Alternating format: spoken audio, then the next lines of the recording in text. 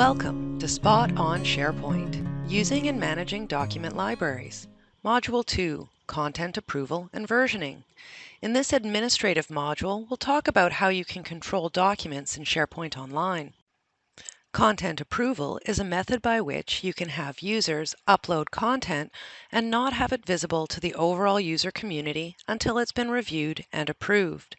The end user uploads their content as normal, but only individuals within the approvers group are able to see it.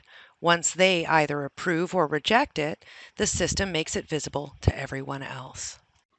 The next document control is versioning.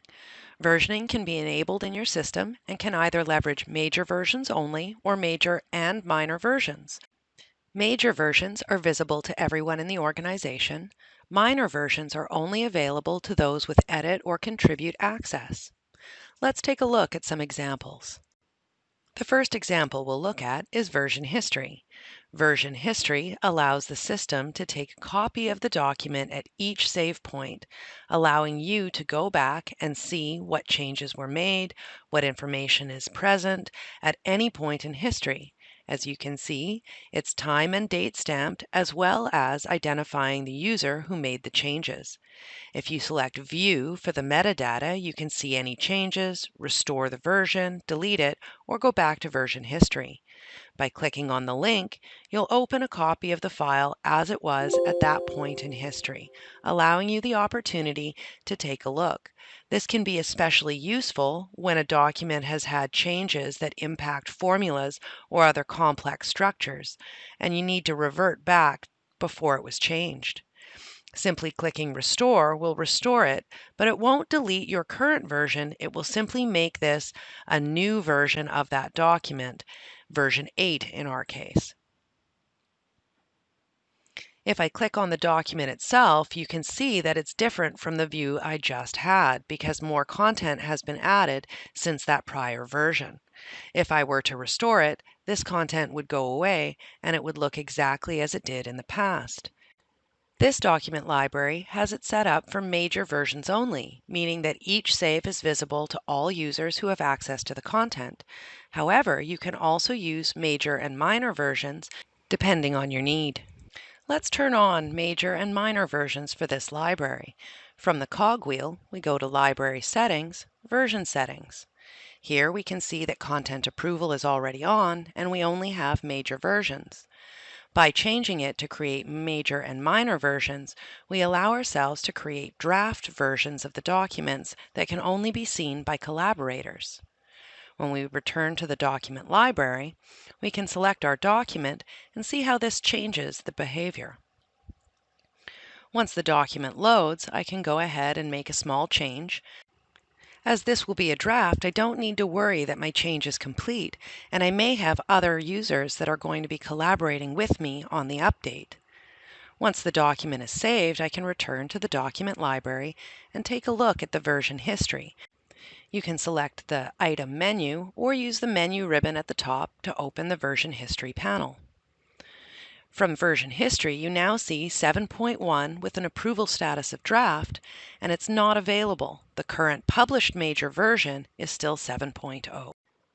Now let's take a look at content approval. You saw earlier that we had it turned on.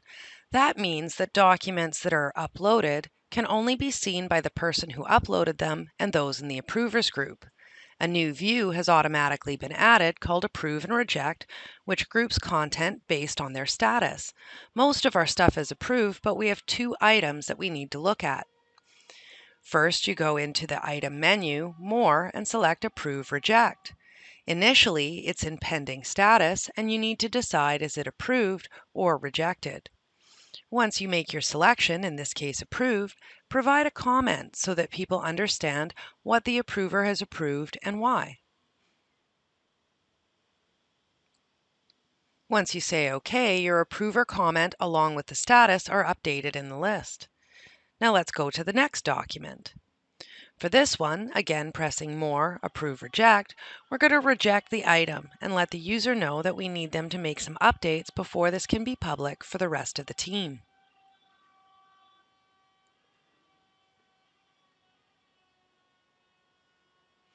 Once we say OK, our status is updated along with our comments.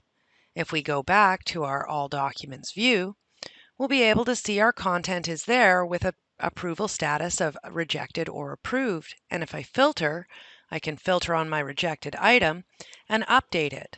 Assuming that updates had been completed to this document, I can go back into the Approve and Reject, and instead of having it maintain rejected, I can move it to approved, updating my comment to let people know that the changes that I needed have been made to this document. Once I hit OK, that document now becomes visible to all the users within my environment that have read access to this content, and the approval status is updated right there on the screen. Thanks so much for taking the time to watch our administrative module on document control. We hope this gave you an idea of how you can use SharePoint to help control your content and ensure appropriate approvals and controls are in place. Contact us if you have any questions. We want to hear from you.